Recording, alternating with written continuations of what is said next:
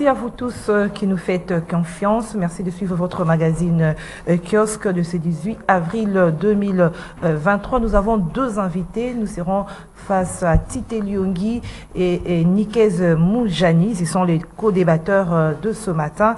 Alors avec eux, nous allons notamment parler de la réplique ou la réponse du porte-parole du gouvernement aux propos tenus par le président rwandais Paul Kagame sur le prétendu parti de terre du Rwanda que la République démocratique du Congo, qui se trouverait en République démocratique du Congo. Nous parlerons également de la réunion de clarification du mandat de la force régionale de l'EAC qui débute donc mercredi au Nord Kivu, qui va donc réunir les ministres des Défenses de la région. Ça sera à partir de demain au Nord Kivu. Autre sujet d'actualité, c'est le processus de Nairobi 4 qui débute ce mardi, donc aujourd'hui, 18 avril 2023 à Nairobi, et la Codeco et les M23 sont exclus de ce processus. Analyse et commentaires, c'est dans Kiosque avec nos invités. Mais tout d'abord, nous allons lire les grandes lignes des journaux parus dans la capitale. L'agence congolaise de presse ACP a titré ce matin le M23 et la Codeco exclus du processus de Nairobi. Et Forum de ZAS aborde un autre sujet en disant que la réponse du porte-parole du gouvernement sur le propos de Kagame au sujet du prétendu parti de terre, de la prétendue partie de terre du Rwanda, Mouyaya parle d'une stratégie de manipulation habituelle de Paul Kagame. Puis la prospérité qui parle de la réunion de clarification du mandat de la force régionale de l'EAC qui va se tenir demain mercredi au Nord Kivu à Goma, indique que c'est l'occasion pour la République démocratique du Congo de tirer au clair cet imbroglio autour du mandat de la force de la communauté des chefs de l'Afrique de l'Est après l'expiration le 31 mars dernier de son premier mandat. Alors un autre journal que nous avons reçu, c'est Impact News, qui écrit au moment où il est attendu sur plusieurs fronts, Félix Tshisekedi énerve. C'est les titres d'Impact News qui met également à sa une. Face à la diplomatie agissante de la République démocratique du Congo, Kagame explose et expose sa nullité. C'est Impact News qui écrit ce matin. Alors, tempête de tropique, police nationale congolaise, toujours pas de notification pour le nouveau promu, à en croire ce journal. Des indiscrétions circulent selon lesquelles il y aurait tripatouillage de listes, ce qui aurait suscité la colère de la plus haute autorité du pays qui tient à voir clair dans cette affaire. De suspects ont été entendus, mais des sanctions traînent à tomber. Ces tempêtes des tropiques qu'il écrit. Voilà, madame, messieurs, nous avons deux invités. Je le disais tantôt, nous serons avec Nikez Moujani. Bonjour Nikez. Oui, bonjour madame Gisèle, je vous retrouve encore un petit temps d'absence. Et je suis heureux de retrouver encore les téléspectateurs de cette chaîne, de cette usine de traitement d'information qui est CCTV. Je suis à vous, madame, c'est pour cette raison-là que nous voulons bien éclaircir et décrypter l'actualité pour l'intérêt de nos téléspectateurs et nos auditeurs à ce moment. J'en profite aussi pour dire bonjour à mon co-débatteur Tite qui est là, et certainement, il ne manquera pas d'abonder dans le même sens que nous pour l'intérêt de notre pays. Madame, je pense que quand j'ai suivi les sommaires de ces numéros, tout ce que vous avez aligné, je crois que c'est aujourd'hui, nous allons dire à nos téléspectateurs et nos auditeurs qui fait quoi ici, par exemple, du côté de l'Est, qu'est-ce qui s'est passé, cet imbroglio-là de l'Est. Je pense, madame, il est temps que nous puissions bien remuer les casseroles. Comment comprendre que cette mission de l'EAC, d'abord les Congolais l'ont acceptée difficilement. Certainement, notre gouvernement a usé de toute sa diplomatie pour persuader le peuple congolais qu'il ait écouté cette mission, elle est importante. Nous n'avons pas signé les accords tête baissée, congolais, soyez patients, vous allez voir ce que cette force de la communauté est-africaine va réaliser. Je me rappelle encore l'année passée, en octobre, lorsque le chef de l'État a annoncé que les forces kenyanes entreraient par Bunagana et cassaient totalement le M23. Curieusement, nous avons vu quand ces forces se sont passées par Boulagala, c'était juste des accolades, des coups de baisers entre M23 et les forces kenyanes. Ouvrons l'œil, ce qui va se passer à Goma. Et heureusement qu'à la tête du ministère de la Défense, il y a bien quelqu'un qui connaît bien les systèmes de fonctionnement et de gestion des forces armées.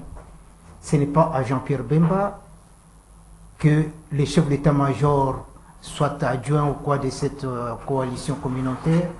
Ce n'est pas Jean-Pierre Bemba qu'ils vont peut-être... C'est pas Jean-Pierre Bemba qu'ils vont distraire, je crois, madame. Avec cette rencontre, les Congolais attendent, madame, qu'il soit réellement bien précisé qu'est venu faire cette force ici, après l'expiration de son premier mandat le 31 mars, comme vous l'avez évoqué tout à l'heure. C'est maintenant ou jamais que les Congolais comprennent quel est le jeu réel de ces gens. Ils ne sont pas venus se battre. Et pourtant, les Congolais s'attendaient. On a vu des forces qui sont venues, par exemple, les Zimbabwéens, les Angolais à l'époque de Laurent Désiré Kabila. Madame, toutes ces forces-là se sont comportées réellement en force armée.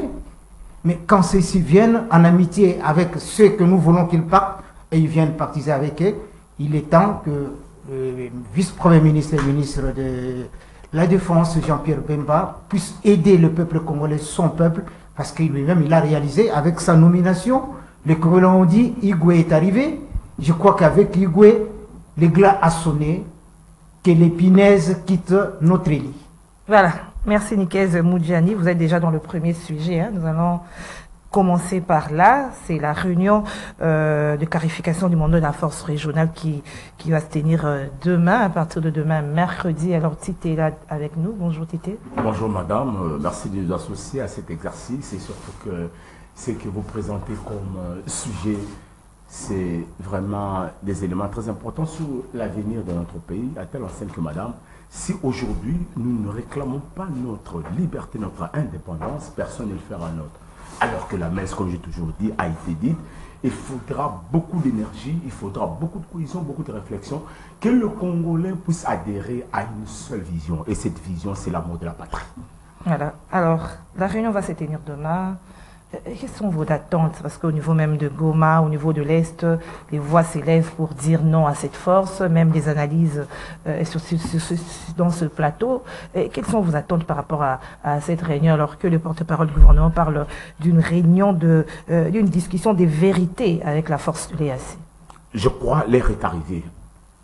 Vous savez, j'aurais légèrement mal dans l'âme de présenter quelques propos ici, mais en tant qu'analyste, je lui dirais à haute voix. Vous savez, la gouvernance du pays ne doit pas chaque fois servir autour des intentions individuelles, mais plutôt autour des normes, autour de ce qui est établi. Alors que le gouvernement voulait s'allier avec la coopération de communauté des États de l'Est, là, à l'intérieur, personne ne voulait écouter. C'est ça ce qui fait légèrement partie de la faiblesse du régime. La faiblesse du gouvernement. Tout le monde décide, déclare, refuse l'adhésion à la République démocratique du Congo, à l'unité de l'Est, parce que nous avons toujours su leur intention. Le gouvernement ne voulait pas écouter. Le président de la République ne prêtait oreille à personne. À telle enseigne que le Parlement aujourd'hui est en train de subir un coup, c'est-à-dire comme c'est un Parlement qui doit toujours accompagner. Or, le Parlement doit également montrer son pouvoir. Le principe de séparation du pouvoir, lorsqu'on l'a placé, madame, il était question de mettre ce qu'on appelle l'équilibre dans la gestion de la chose publique pour protéger même l'État. L'État, c'est une maison. L'État, c'est toute une composition, madame. On amène le projet, l'exécutif s'engage, l'exécutif signe, crée, les parlements constatent. Et aujourd'hui, les régimes, le gouvernement reviennent maintenant à la raison. Vous avez vu, on ne peut pas accepter. Mais, et la société civile, et l'opposition, et la communauté interne, et le peuple congolais, même mon co-débatteur qui est en face de moi, on avait dit à haute voix non à cette force régionale, alors que l'ONU je dis la force onusienne impliquée en République démocratique du Congo depuis plus de 20 ans. Les résultats ne semblent pas être positifs, satisfaisants, madame. Mais le commandant de la force régionale était en point de presse hier. Il a dit que les rebelles du 1-23 se sont retirés de plusieurs localités. Oui. Pour se retrouver vers Kindu. C'est ça? Et même à Bunagana, c'est juste un entrée partiel. C'est-à-dire, vous quittez vos postes, vos cantonnements, pour se retrouver non pas dans des montagnes où on attendait que là vous pouvez vous résider. Alors, ils partent, ils se retrouvent quelque part à Kindu, et c'est là où le chef de l'État a crié. Ils vont intégrer le processus des démobilisations. C'est qu'avait dit le chef de l'État dernièrement. Il y a d'abord une feuille de route qui a été établie, n'est-ce pas? Parce qu'en tout état de cause, il y a ce qu'on appelle les termes de référence qu'on a placés dans le cadre de l'exécution de ce programme. Qui renseigne les termes de référence? On a dit le M23, avant que le M23 puisse quitter, il y aura d'abord la force régionale en commençant par l'unité kenyane. On a été tous surpris. Exactement. À travers l'avion, il descend vers Goma. Non, ce n'était pas là-bas. Il devait aller vers Bunagana. C'est là où il devait être là. Pourquoi? Pour ne pas permettre aux troupes ougandaises, alors qu'ils jouent en connivence avec le M23, ils se sont placés vers Bunagana. La deuxième des choses, la République démocratique du Congo a accepté de mutualiser sa force avec Ouganda, alors que, autrefois, on a enregistré un succès dans notre système d'attaque. Les rebelles se sont retrouvés en Ouganda. Repli stratégique pour maintenant prendre la force pour attaquer la République démocratique du Congo, pour ne pas dire les FARDC.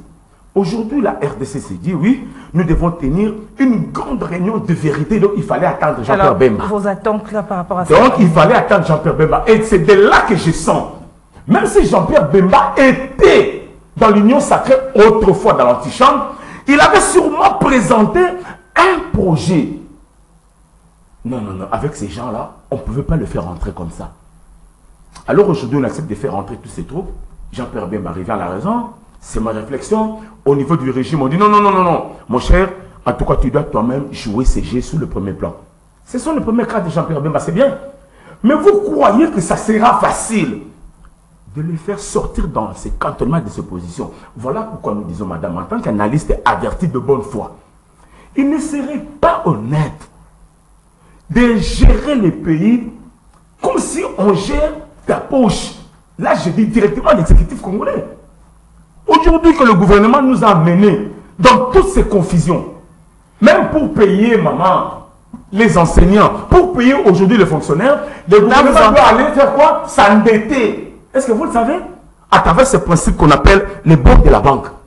Donc le gouvernement demande aux particuliers de faire quoi? Un instant, il demande aux particuliers de faire quoi?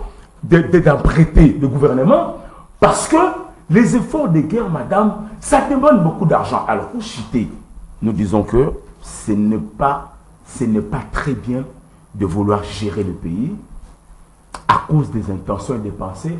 Aujourd'hui, nous sommes autour d'une table. Oui, c'est bien de les faire. Mieux vaut tard que jamais. Parce qu'en les faisant, l'avantage c'est quoi? Parce qu'aujourd'hui, le gouvernement maintenant a une position. Parce que quand Patrick Mouyaya le dit à haute voix, c'est une réunion de vérité, et après cette réunion, les gens doivent partir. Et s'il faut partir, quelles sont ces vérités s'attendent maintenant à toutes les conséquences possibles. Est-ce que d'abord nous avons mesuré les conséquences pour se retirer, pour inviter ces gens sur la table? Voilà un peu le problème, madame. Voilà, alors, quelles sont ces vérités, vos attentes par rapport à ces vérités, comme vient de dire Tito Lyongi et Nikes? Eh bien, madame, c'est comme je l'ai toujours souligné dans ce studio, que lorsqu'il y a un accord, il faut qu'il y ait des évaluations à mi-parcours. C'est comme un projet de développement. Dans le cas d'espèce, depuis que nous sommes là, ils ont fait des évaluations, depuis qu'on a signé cet accord et que les forces ont commencé à s'installer dans la République démocratique du Congo. Je crois que le gouvernement qui s'est engagé avec obstination, malgré le refus de la population congolaise et de notre engagement avec cette communauté, les chefs de l'État avec le gouvernement, ils se sont obstinés, ils sont allés. J'espère qu'ils ont évalué depuis l'entrée de toutes ces forces à mi-parcours. Pour qu'aujourd'hui, le premier mandat est expiré, on doit tenir une réunion de vérité. Eh bien, dans ces vérités, ils vont se dire que quand nous avions évalué à telle date, on avait constaté ceci, on avait pris telle décision. Est-ce que ça a été exécuté?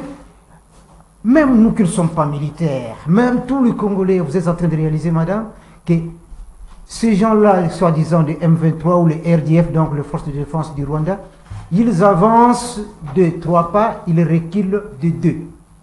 Partout où on annonce qu'ils se sont retirés, qui annonce, c'est cette communauté des États de l'Afrique de l'Est. C'est l'état-major de la communauté de l'Afrique de l'Est. Mais lorsque nous recevons les signaux, les communications des porte-parole des forces congolaises qui sont là-bas, nous savons tout le temps, les jours et la nuit, entre la communication des États de la communauté de l'Afrique de l'Est et le porte-parole de FARDC qui est sur terrain. Dans tous les villages qu'on a cités que ces gens-là se sont retirés, notre porte-parole n'a cessé d'alerter qu'en réalité, c'est juste pour distraire l'opinion, ces gens ne se retirent pas. Regardez un peu à quel jeu jouent les états-majors des forces de la communauté des États d'Afrique de l'Est en nous disant non, ils se sont retirés, mais nous-mêmes, nos armées, nos services de renseignement vérifient le contraire. Au moment où nous vous parlons, à ce samedi, il y a eu une descente sur terrain, une mission d'évaluation de l'EAC qui a constaté que Bunagana, il n'y a qu'un retrait partiel. C'est samedi, retrait partiel. Donc ils sont là. Alors, vos attentes, nous sommes en train de parler des attentes par rapport à cette réunion. Est-ce que vous attendez, par exemple, que Madame, je ne cette passe pas force, par le dos de la cuillère. Je termine ma question, à travers la présidente tanzanienne qui a dit que c'est une force offensive. Non, c'est défense. C'est pas une force offensive, voilà. Est-ce que vous attendez vraiment qu'il change des langages ou comment? Moi, je ne crois pas que ça ne sert à rien. Autant arrêter avec cette communauté. À moins que peut-être Twitter puisse me dire le contraire. Autant arrêter. Vous êtes, je ne sais pas qu'est-ce qu'il faut attendre. Les premiers accords, vous avez évalué, ces gens ne respectent rien. Vos partenaires de l'EAC ne respectent pas. Ils vous disent nous ne sommes pas allés. Parce que je vous souligne ici, sur France TV5, le président de la République avait annoncé que ces gens-là venaient, surtout les forces kenyanes, vont entrer par Bunagana et extirper ces gens-là. Malheureusement, quand on a vu les Kenyans, c'était le premier message des Kenyans qui s'embrassaient. C'est comme c'est comme si Madame Gisèle Etoko rencontrait ses aînés dans les médias. C'est simplement les sourires, les gentillesses, retrouvailles des amis, quoi. On n'a pas vu donc la première personne à être dessus, c'est le chef de l'État. Je crois que M. Félix Fekedi, mon frère, quand vous me regardez ici dans ce studio, vous vous rappelez ce que vous avez annoncé aux Congolais sur dans les médias internationaux. Vous vous attendiez dans votre discours, ce que vous avez dit aux Congolais, que c'était une force offensive. Mais aujourd'hui, que ce soit l'Ouganda, que ce soit les Kenyans, vous disent non, nous ne sommes pas venus attaquer les M23, nous sommes venus à la recherche de la paix. Nous allons piétiner comme on trotte avec la MONUSCO, la recherche de la paix. Nous restons avec ces forces. Tout ce que parmi les attentes. Première attente, oui, qu'on arrête avec cette communauté des États de l'Afrique de l'Est. Je vais vous donner une petite information. Vous savez, madame, depuis la fin de la guerre froide, les anglophones se sont dit, les glas a sonné, nous devons contrôler l'Afrique. Tout seuls. Les anglo-saxons, ils se sont dit, ils doivent contrôler l'Afrique tout seuls. Et je me rappelle encore avec Bill Clinton qui a dit, un soldat américain ne peut pas aller mourir sur le sol africain, mais nous avons nos alliés africains qui feront notre volonté. Au moment où quand vous regardez même les États de l'Afrique de l'Est, les francophones, il y en a combien là-bas? Il n'y a que les anglophones. Il n'y a que les anglophones. Différents des anglophones du genre zimbabwéen qui étaient avec Laurent Désiré Kabila ici. Ceux qui sont à l'Est. Vous êtes sûr, quand l'Angola est en guerre avec, par exemple, les Ghana, le Congo-Kinshasa va s'allier au Ghana? Non, ça sera justement accompagner son voisin l'Angola. C'est la même chose avec ce qui se passe. Tous ces anglophones-là qui sont dans les États de l'Afrique de l'Est, c'est Uhuru Kenyatta qui l'a souligné d'ailleurs. Il dit, vous Congolais, même si vous venez ici, je vous réunis, je voudrais bien que vous puissiez vous entendre. Mais j'attire votre attention que tous ces gens à qui vous faites appel pour venir vous aider à trouver la paix, mettez-vous en tête que ces gens-là aussi auront intérêt chez vous. Ils auront intérêt chez vous. Ils ont des agendas cachés. Ça, c'est Uhuru Kenyatta, qui est à la tête de l'organisation de cette histoire de forces d'État d'Afrique de l'Ouest. Il l'a souligné congolais, vous allez vous réunir, vous pouvez aller parler. Mais mettez-vous en tête que ces gens que vous invitez à venir vous aider à avoir la paix, les mêmes personnes auront intérêt sur votre sol. Arrangez-vous. En anglais, on appelle ça donc la carotte, bon en français, donc carotte et chicotte. Arrangez-vous. Pendant que vous avez la carotte à table, il faut utiliser aussi la chicotte. C'est-à-dire que organisez-nous. Chaque jour, le président dit, oui, la guerre, ça coûte cher. Mais la guerre coûte cher. Nous sommes déjà attaqués. Kagame vient ouvrir notre front. Donc, au-delà de tout ce qu'on fait, évaluation de l'accord de Nairobi, Luanda, Kagame vient d'ajouter qu'il y ait encore d'autres rencontres autour de notre sol. Non. C'est une distraction. On est en train de distraire la RDC. D'une part, le comité des États d'Afrique de l'Ouest est en train de nous distraire. Kagame ajoute encore un autre front. Que le gouvernement ouvre l'œil et le bon. Alors, une autre rencontre avant celle de demain mercredi avec les SC, c'est le processus de Nairobi 4. Ça débute aujourd'hui. On dit qu'il y a des Codeco, les M23, qui sont exclus de ces processus. Est-ce qu'on peut encore espérer ces différents processus, Nairobi 1, maintenant là on parle de 4?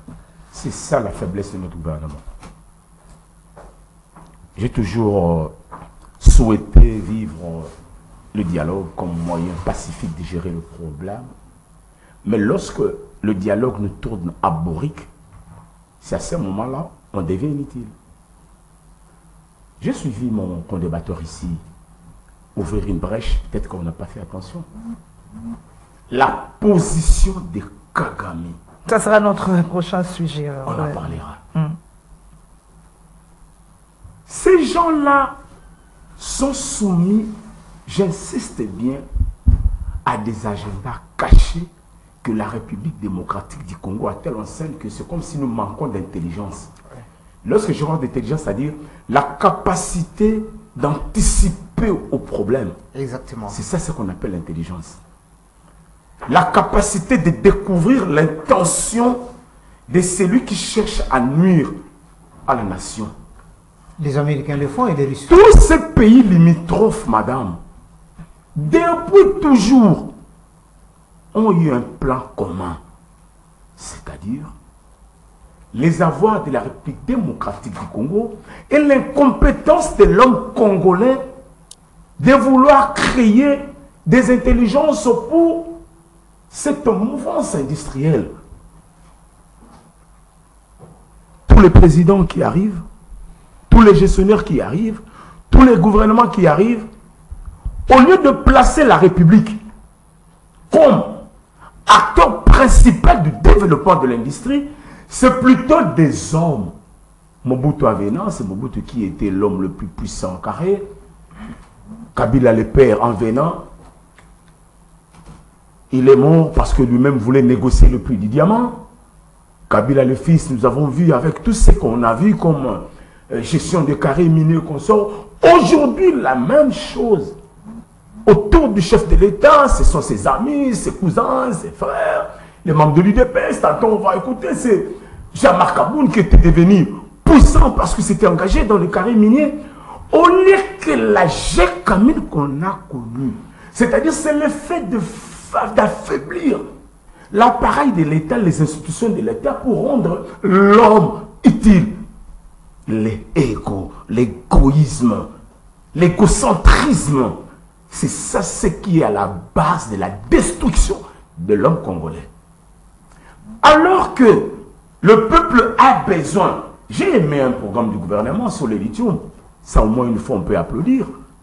Le chef de l'État avec la Zambie, on doit coopérer ensemble pour développer. Mais de l'autre côté, on ne dit pas parce que la MIBA a toujours existé. Cette réunion-là de plus, madame, pour qu'on arrive avec quel quoi? C'est-à-dire c'est un moyen qu'on vous amène à une distraction institutionnelle.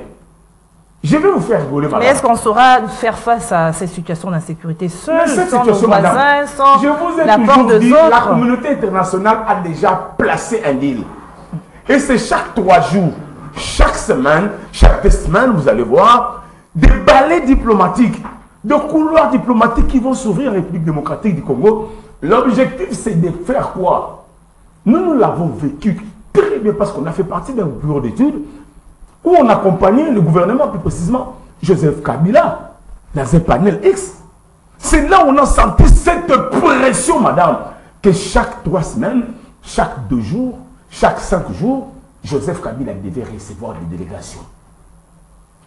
Et tous se sont porteurs d'un même message. Ne vous en faites pas. Kabila, est-ce que vous dites qu'il faut qu'il ait? Dans l'entretemps, la situation des paix. Et à gauche, on utilise les frères congolais, entre guillemets, les opposants. Lorsque vous voyez seulement la communauté nationale et la communauté internationale va ouvrir, je te dis, un couloir quelconque, aujourd'hui, c'est tout le monde a la tendance d'aller vers Panzi. Quand ils arrivent, après Panzi, qu'est-ce qu'il y a là-bas à Panzi? On n'est quand même pas des aveugles. Si vous ne voulez pas de Félix Tshisekedi, et alors? Il ne faut pas nous forcer les choses. Et ce n'est pas aussi à la communauté internationale de nous dire qu'on ne veut pas de Tshisekedi. Aujourd'hui en France, Macron a fait un forcing. Kabila aussi à son époque avait aussi également fait un forcing avec ce qu'on appelle aujourd'hui la Cour constitutionnelle. Tu as vu Macron? Il a arraché avec son projet sur la retraite. Il amène tout le monde à 64 ans. Aujourd'hui, la France, franchement, elle est aujourd'hui une France insoumise, ingouvernable. Mais on n'entend pas la communauté internationale crier à haute voix que Macron aujourd'hui est en train de fouetter son peuple. Est en train de... Là, on laisse faire.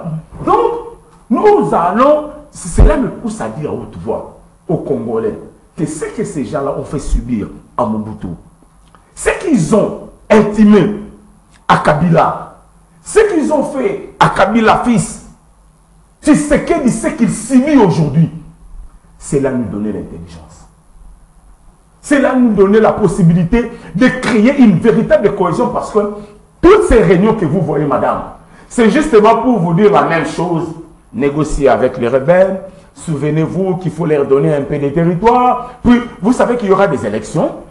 Mais Tite, si on ne négocie pas avec les rebelles, si on ne s'associe pas à ces réunions, si on ne reçoit pas ces différents membres de différentes communautés qui viennent ici, alors est-ce qu'on saura nous-mêmes, je réponds à ma question, faire face à cette situation, à cette agression de la partie est de la RDC? Est-ce qu'on est prêt? La RDC est prête? Tu me pousses à une trilogie. 3 axes. Le premier axe, c'est d'abord que le gouvernement demande pardon au peuple congolais. Parce que ce que nous vivons aujourd'hui, c'est la conséquence d'une décision du régime. Laquelle? De faire entrer ces gens, de les appeler frères. Et aujourd'hui, ils nous tournent à bourrique. Ils étaient ici, les M23 à Kinshasa. Ils ont été accueillis. Ils ont passé nuit dans nos hôtels IP. Prise en charge par les pardon, seul suffit pour... Je parlais de trilogie. Ok. Deuxième élément, les gouvernements, même s'il s'est engagé seul, le même gouvernement continue à prendre des décisions cavalières. C'est-à-dire sans tenir compte des institutions sœurs. Alors que l'Assemblée nationale et le Sénat subissent directement ce qu'on appelle la loi d'aller, la voie de va-vite, le clic. On pousse le bouton quelque part et là-bas ça s'exécute. Mais troisième principe, madame, c'est la loi de redevabilité. Vous gérez qui? Lorsqu'on gère, on doit revenir. On ne revient pas seulement à l'heure des élections. On revient à ce qu'on appelle, en sciences politiques, le principe de feedback. Le peuple fait entrer ses besoins par input. Les gouvernements, à travers une boîte de gestion pour répondre aux desiderata de la population, et à travers une réponse de redevabilité feedback, c'est comme ça que ça se gère. Et si cette trilogie n'est pas respectée, la conséquence c'est quoi? C'est que on ne sait pas ce qui se passe complètement. Le peuple lui-même comme étant souverain primaire. Et aujourd'hui, étranger dans la gestion de son quotidien. C'est que Kangafou a dit, étranger de son étrangeté. C'est-à-dire, les choses qu'on fait pour toi, tu n'es pas au courant. Le gouvernement qui gère pour le bien de son peuple ne comprend pas les attentes, moins encore, ne mesure pas la dose qualificative pour aider ces peuples. Et au finish, c'est une confusion. À travers des réunions, une réunion où aujourd'hui, j'ai eu la chance de travailler dans l'Institut de la Banque mondiale. Quand on travaille aujourd'hui, vous partez, prochainement, on n'est plus ce qu'on appelle, vous appelez ça comme, excusez-moi, abusivement, compte rendu, mais ils appellent ça aide-mémoire. On place l'aide-mémoire, qu'est-ce qu'on s'était dit et c'est pour aller où? Et dans le processus de pacification, maman, je vous dis que la messe a été déjà dite. Et il faut maintenant prendre le courage. Voilà pourquoi Jean-Pierre Bemba, qui est un homme de guerre, qui le disait dans l'antichambre, je le reprends, ça n'engage que moi. Lorsqu'il n'était pas encore dans les affaires, il disait au régime, il disait à l'Union sacrée, Jean-Pierre Bemba faisait partie de l'Union sacrée, il leur disait, pour le Rwanda, pour les autres là, organisons-nous à l'interne, toye kolakoboaka bamb na Rwanda. Mais on n'a pas, on en a. Alors, Nikes Moujani, nous sommes dans le processus de Nairobi 4, Codeco M23 exclu. Votre analyse par rapport à la tenue de cet énième processus? Moi, je crois qu'au niveau diplomatique, il était important aussi que le chef de l'État montre qu'il est à l'écoute de la communauté internationale qui lui est demandée, commençant par l'Union africaine et puis d'autres organisations internationales qui lui exigeaient qu'écoute, nous soutenons ce processus de Nairobi. C'est les discours, que ce soit à l'ONU, le Congo étant membre de l'ONU, c'était les discours que non, tout le monde, l'Union européenne soutient le processus de Nairobi. C'est bien bon. Mais dans ce processus de Nairobi, la même communauté qui demande au Congolais, comme l'a souligné Tite, la même communauté est en train de constater que le Congo, la RDC, le gouvernement congolais cède facilement, accepte tout. Mais l'autre partie ne respecte rien. Et cette même communauté passe tout son temps aux déclarations, non, nous condamnons les soutiens du Rwanda au M23. Ça s'arrête là. En diplomatie, on appelle ça juste des déclarations d'intention. Et le monde, madame, je le souligne, ça peut-être si mon frère Félix Tshisekedi ne le sait pas, le monde ne fonctionne pas sur base de déclarations qui passent devant nos micros et nos caméras, nos journalistes. Le monde fonctionne sur base de ce qui ne passe pas souvent à la radio et à la télévision. Et c'est comme ça, pour ceux qui connaissent même la politique congolaise, j'étais dans des cabinets avec le Bernardé Mongolou Diaka, je vis des choses. Les grandes décisions du pays, ce ne sont pas les réunions où on a décidé ceci à 16 heures, mais les vraies décisions qui sont exécutées, ce sont les réunions qui se passent vers 1 heure ou 2 heures. Prenons cas de figure, ce que disait Corneille Nanga. Vous êtes sûr, quand il a dit, il a assisté à quelque chose qui a évité le bain du sang au Congo. Vous êtes sûr que c'était à 14 heures? C'était la nuit. Tout ce genre de rencontres se passe la nuit. Il n'y a pas de procès-verbaux, il n'y a pas de caméras. Il appartient à notre pays d'ouvrir l'œil et le bon. Processus de Nairobi, oui. Mais les vrais processus, les vraies intentions, le vrai programme de partenaires avec qui on signe les accords, est-ce que la RDC, M. Christophe Lutunula, nos services de renseignement qui sont dans nos représentations diplomatiques, est-ce qu'ils sont au courant réellement, ils informent le gouvernement, qu'est-ce qui est en train de se mijoter contre notre pays? L'anticipation, comme l'a souligné Tite tout à l'heure. Nous devons avoir un service de renseignement qui anticipe. Et le gouvernement doit agir en proactivité. Qu'écoute, nous sommes informés, si dans 10 ans on ne fait pas ça, il y aura ça. Il agit aussi la nuit, comme vous venez de soulever. Pardon? Il y a des stratégies qui se fomentent la nuit, peut-être, qui sais-je. Eh bien, quand on est dans le service, on est barbouze. Les barbouzes savent chercher ce qui s'est passé la nuit pour qu'ils le comprennent la journée. Et les barbouzes savent aussi organiser, si notre pays peut le faire, infiltrer les autres. Les Américains le font, ils infiltrent les Russes le font, ils infiltrent les Américains. Pourquoi pas nous? Qu'est-ce qui nous manque?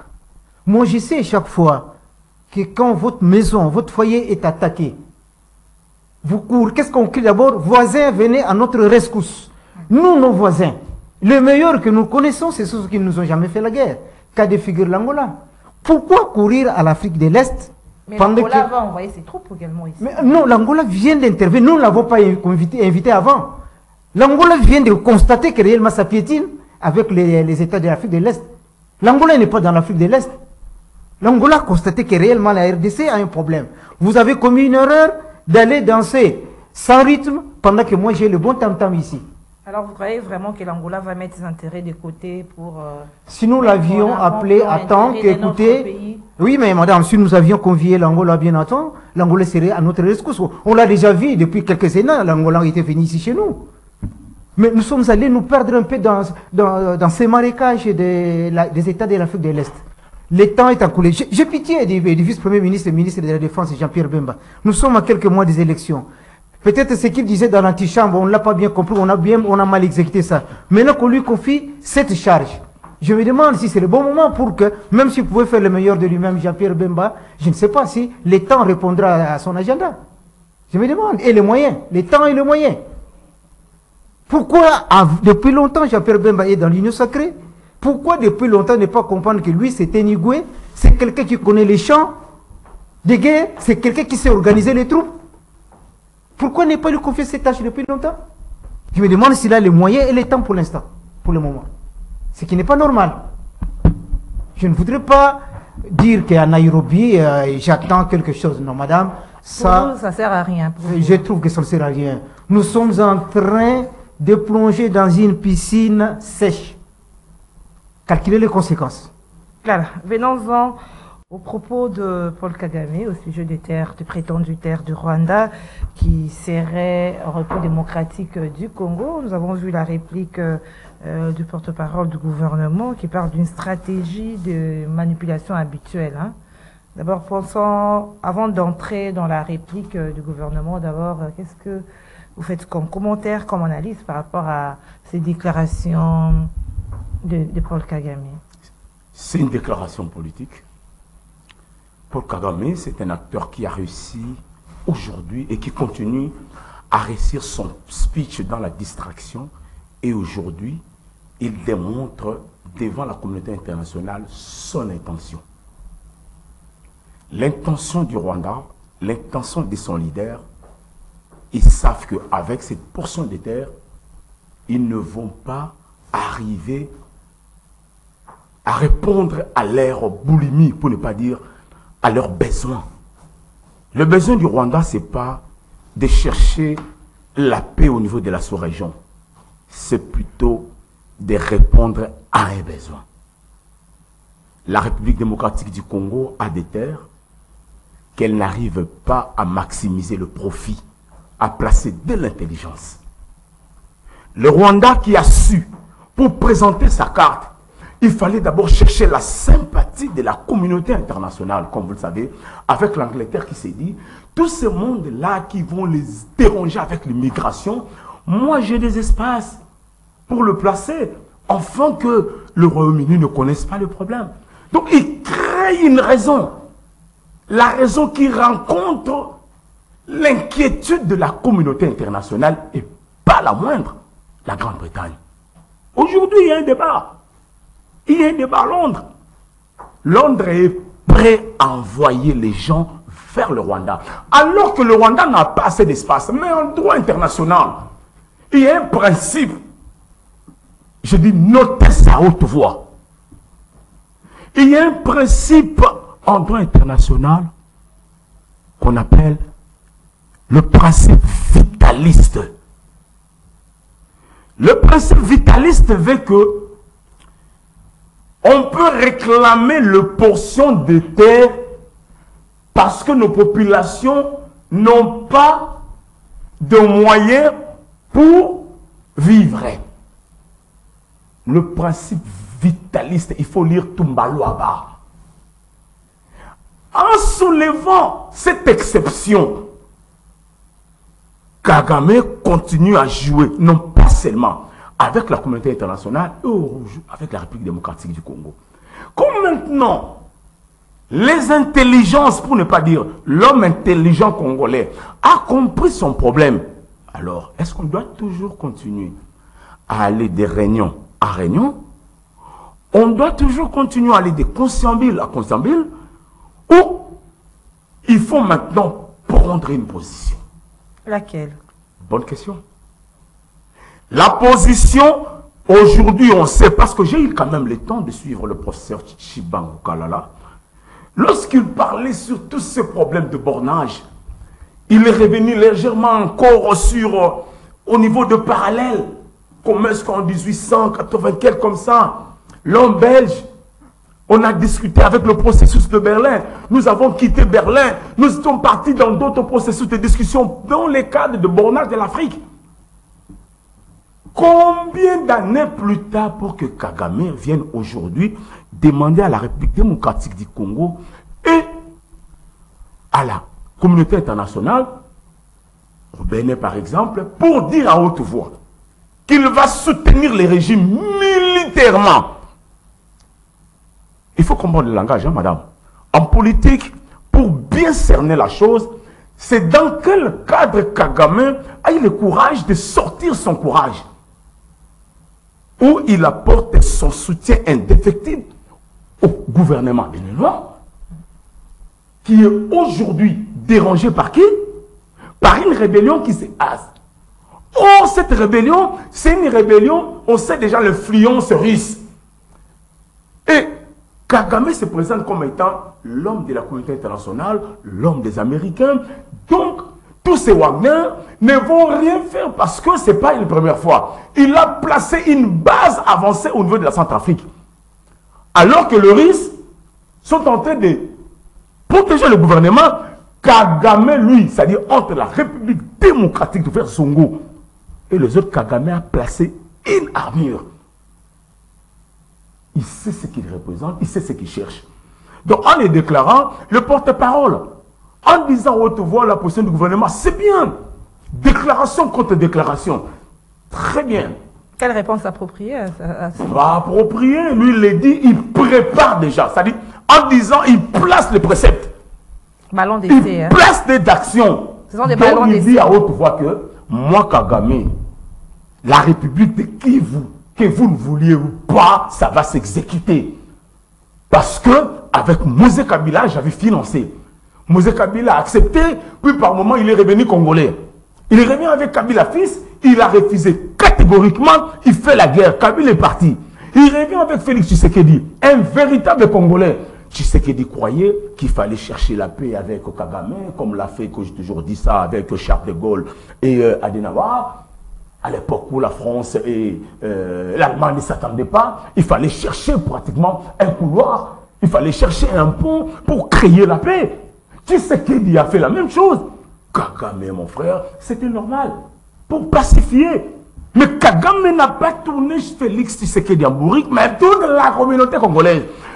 Comme il a démontré son véritable visage, madame, que le Congolais Et comment faire face à j'ai dit, renforcer son armée avec la Russie. Exactement. Parce que Kagame est en train aujourd'hui de jouer le jeu de qui? Il joue le jeu des Américains qui ne disent pas la vérité. Il joue le jeu de la communauté internationale qui ne disent pas la vérité. Et la République démocratique du Congo doit maintenant faire un choix.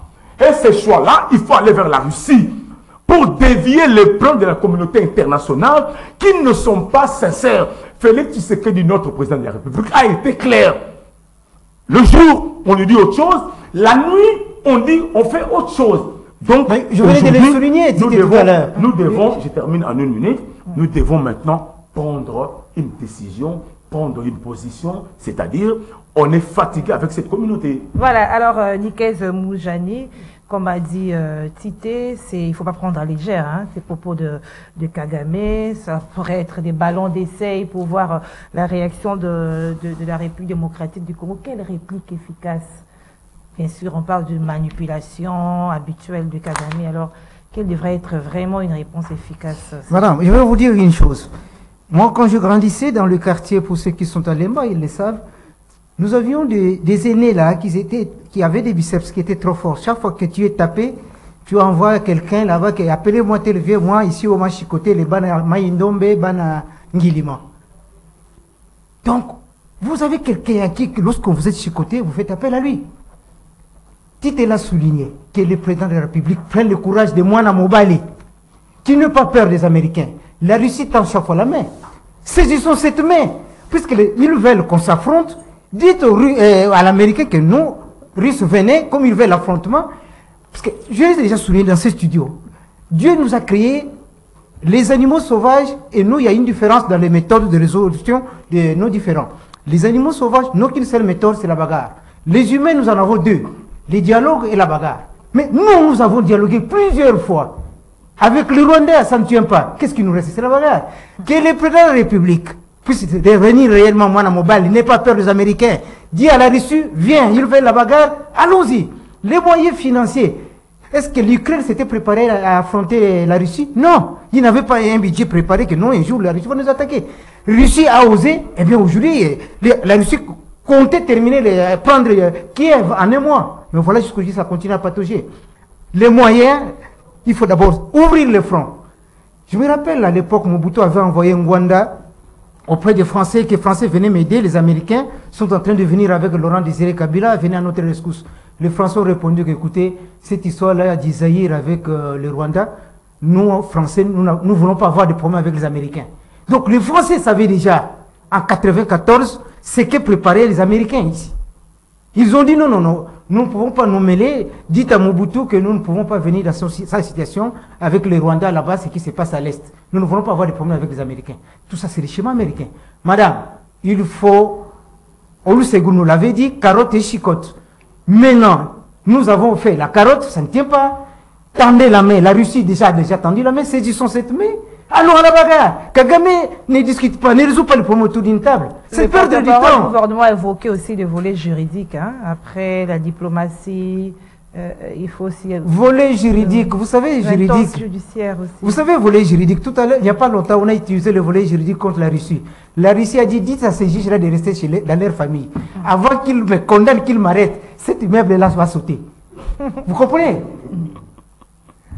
Les juges ont commencé à rester à la maison, ils ne savaient pas à quel moment la Russie va sauter sur cet immeuble de la haie. Donc, Mwana Mobali reste Mwana Mobali. Félix reprend. Les Bana Mibali, on est là. Allons-y. L'argent, ce n'est pas un problème. Les Kiev ne savaient pas qu'il y aurait la guerre, mais Kiev est en train d'affronter la Russie. Voilà. Merci Nikes Moujani. Merci. L'émission est finie. Merci Tite Yongi. Merci à Héritier Tubilandou, Moro Nzambe, Doudou Montiri, l'homme de Mongafula. Merci à vous, fidèles téléspectateurs. Nous nous retrouvons demain à la même heure. Au revoir.